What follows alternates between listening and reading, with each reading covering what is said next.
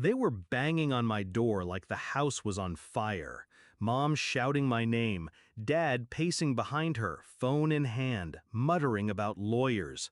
Funny how fast they panic when it's their name on the line. But I didn't answer the door. I just watched them through the peephole, calm, quiet, satisfied.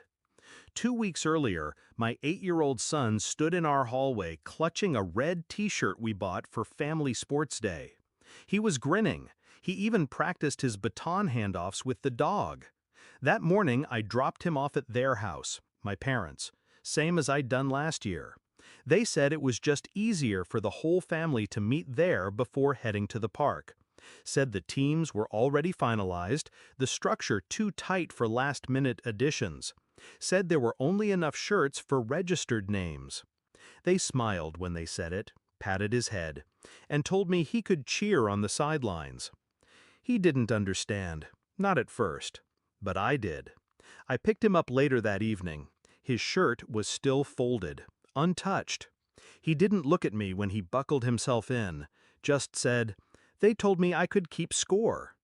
My parents tried to downplay it, blamed logistics, claimed they didn't know there'd be such a big turnout. I nodded, smiled. Then I did what I always do when someone underestimates me. I went quiet. They didn't know I worked a double that night.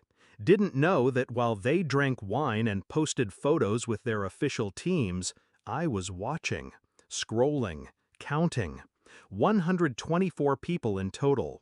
From cousins I hadn't seen in a decade to neighbors who RSVP'd that morning.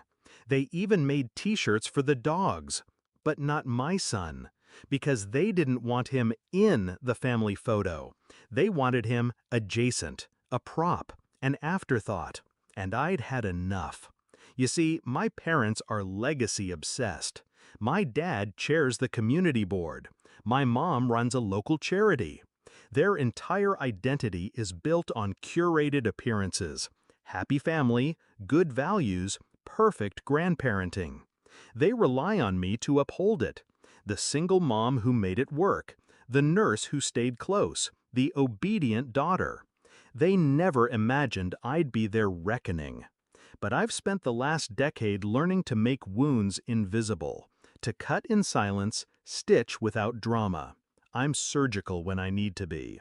And this needed precision.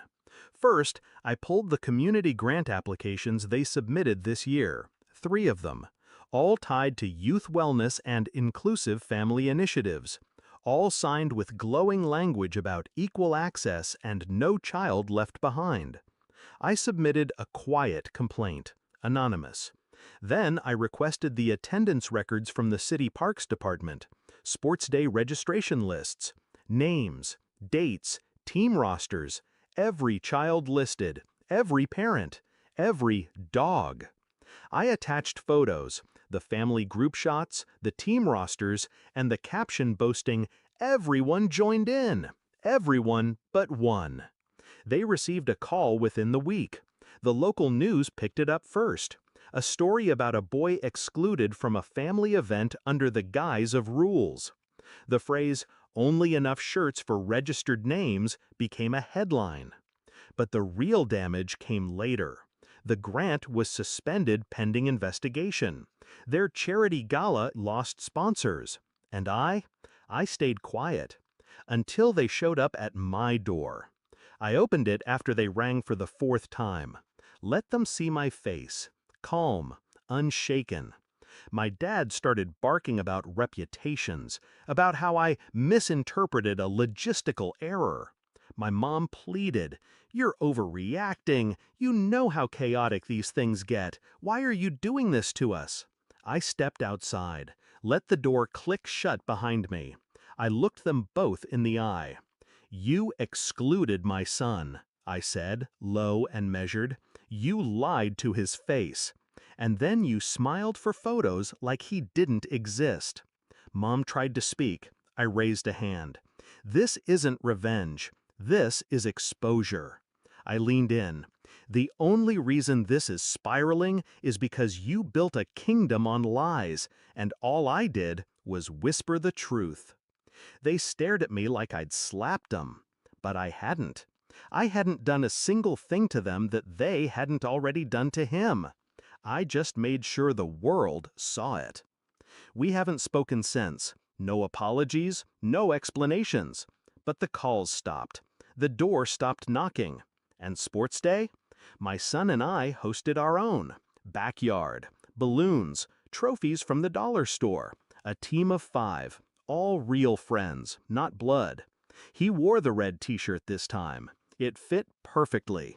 There's a photo of him on my mantle now, grinning, arms up, medal around his neck.